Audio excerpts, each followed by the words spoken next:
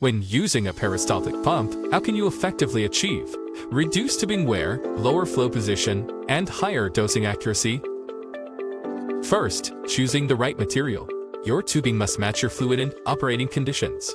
Use platinum-cured silicone for standard fluids, but switch to specialty chemical-resistant tubing for acids, bases, or organic solvents.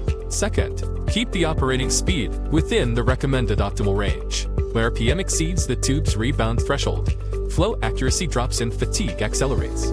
Choose a pump with a wide speed range and high resolution. Run at the lowest speed possible while still meeting your target flow rate. Third, ensure the occlusion gap is set correctly. The precise compression of the flexible tubing by the rollers directly impacts the rate of wear. You should choose a pump head capable of effectively compensating for the occlusion gap. This will significantly slow down tubing degradation and extend its service life.